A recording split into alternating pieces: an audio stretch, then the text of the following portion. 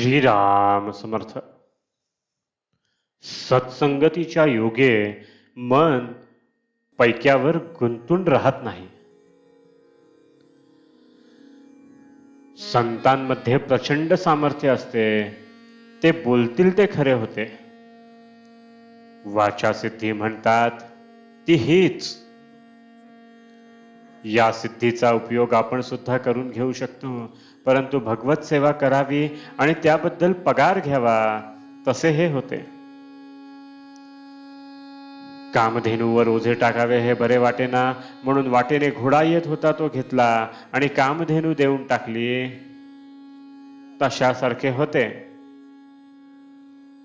जे सुख चिरकाल टिकणारे नाही ते घेऊन काय करायचे?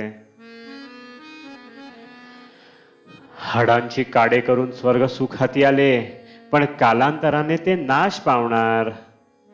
मग ते घेऊन काय करायचे?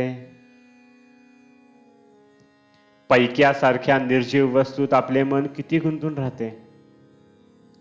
पैसा हा भूतासारखा आहे.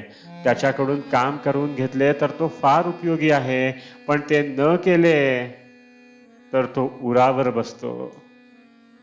आपण प्रापंचिक माणसे, आपण पैसा साठवला तर गैर नाही, पण त्याचा आधार न वाटावा.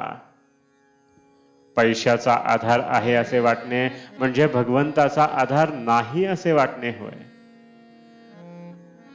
आपल्या जवळचा पैसा आपण होऊन कुणाला द्यावा असे मी म्हणत नाही, पण चोराने तो चोरून नेला तर रडत बसू नये, किंवा कुणी मागायला आला तर त्याला नाही म्हणू नये.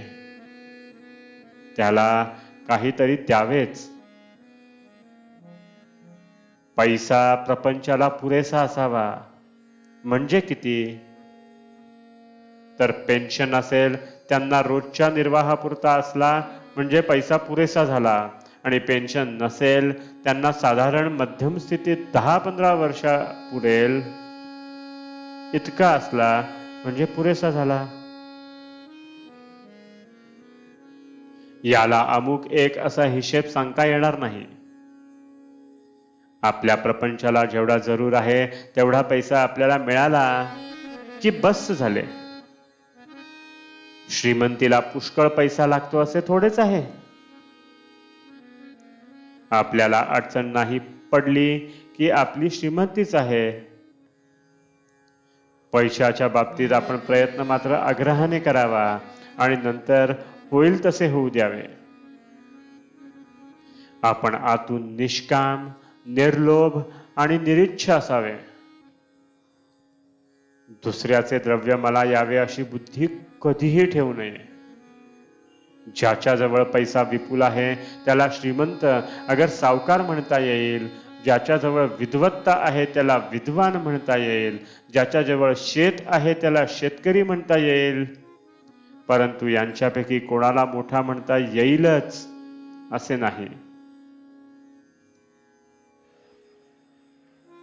सावकार कंजूष असेल, विद्वान गर्विष्ठ असेल, किंवा शेतकरी असाच दुर्गुणी असेल. ज्याच्याजवळ सर्व गुण एक समयावच्छेदे करून असतील तोच खरा मोठा होय. सर्व गुण एका भगवंताच्या ठिकाणीच असू शकतील, म्हणून त्याला ज्यांनी आपलासा केला तेच खरे मोठे बनतात. अशा लोकांना संत म्हणतात. आपण संतांचे होऊन राहावे, त्यात आपले कल्याण आहे.